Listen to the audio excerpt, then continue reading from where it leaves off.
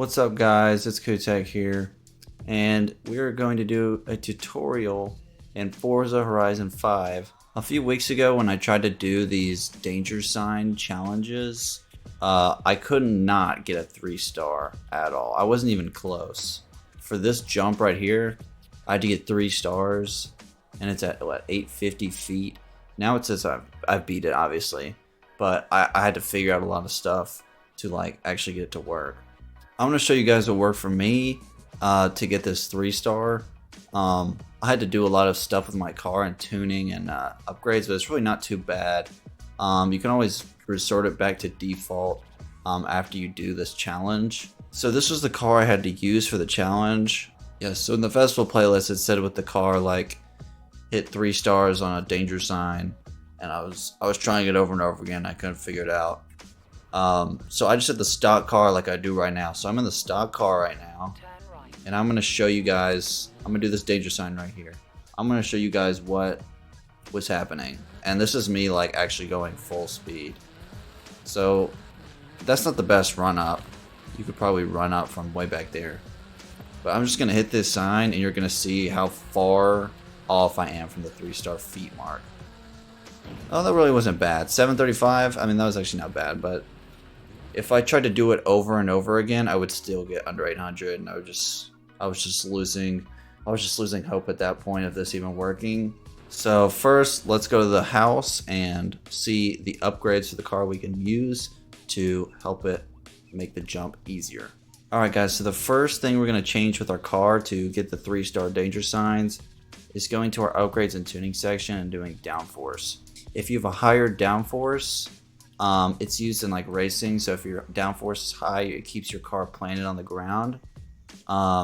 It's right here. So if your downforce is high, you're going to be planted on the ground, but if we're going for these jumps and distance, we need to lower it as much as we can. So we want to lower both of these down, and we can always, we'll apply the setup, we can always return it back to default if we just press the touchpad and go to reset. Next thing we want to do, honestly probably the most important part, is actually upgrading your car. So you just have to spend money on the parts that decrease the weight and increase your speed. Those are the most important too.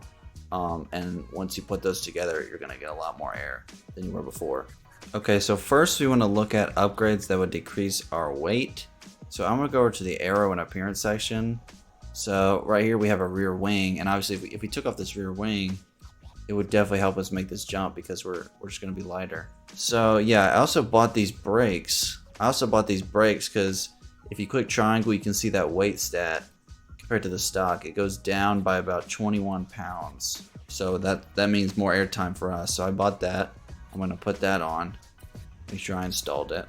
So for this car, this engine section and the drivetrain section and this tires and rim section won't do much to change the weight or power of my car. The engine section will actually change the power, but to actually make us save the most weight while also gaining power, you have to check the engine swaps, because these engine swaps, I swap to this engine, I get plus 90 horsepower. So it's going to simulate in the bottom left there. It says our top speed, this is with the stock engine, is at 201 miles per hour. And if we swap engines to this one, it's at 219.9. This engine is a V8. It is substantially lighter. You can see that weight stat. It goes up by nearly 200 pounds. So this is the most important component of this particular car. Of course, guys, for every car, it's going to be different. So you may only have options to swap to a bigger engine, like a V10 or a V12 from a V8, in which case this would be pretty useless. So just check every single box to see if it increases your weight or not. Like this increases my weight. I'm not even gonna look at it. If I add a turbocharger, it's gonna increase my weight. But right now we have a lot of weight saving parts on. We've taken off the wing, we've added a new engine. You can see after we buy these parts, our weight goes down substantially, our power goes up. We're gonna try out the ramp and see what happens. Alright, so I'm going to try it from the road here. Going straight up. Try and go as straight as you can. Maintain speed. Alright, here we go. 837. Alright, I was off by... Oh, wait, did I get 3? No, I didn't get 3. I already had 3. So yeah, I had 850. So what we can do is, don't forget, you can rewind every time. To a limit, obviously. But just rewinding, even right before where you jumped and just making a slight change, can give you more distance, because even a lot of this is just luck, to be honest. So if you approach at a bad angle, I'm just gonna start from here. We'll see. We hit 837 last time. We'll see if I can get even better. I'm launched at a different part of the ramp. Let's see. Yeah, look, 840. So even 3 feet longer. I think what I need to do is actually just start further back, because I have the speed. I think I'm just starting a little too close.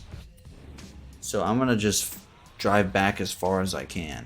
If this was a normal jump, it wouldn't be as hard, because I could use any car I wanted, and I could get this easier. Except for the challenge, I was forced to use this car, and it's what, 923, which is really high, but even this car is struggling to get over the ramp.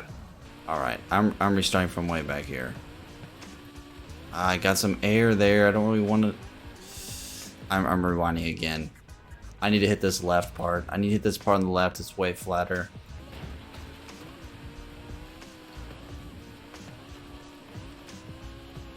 That looks good. I'm going 130. Oh, I barely hit the ramp. Yes, alright. I was going too slow because I was bouncing around too much. I beat that by like 30 feet. Okay, so it took me a few tries. It'll probably take you guys a few tries too. But I had to just move a little bit to the left right there because the ground was flatter, and you got to sacrifice with that downforce. You're going to be bouncing around on your way, especially if it's off-road like this and I'm in like a tiny car like that. I'm just going to be bouncing around. I'm like, you're just going to have to live with that and make sure you use rewind as much as you can and keep your tires on the ground as you drive up. Alright guys, that's basically it for the video. Thanks for watching. I decided I'd do a Forza video for you guys because my Need for Speed videos were so popular, and this just came out on PS5 like a few weeks ago, or I guess a month ago. So yeah, let me know if you want to see more Forza. Hit a like, subscribe. See you later.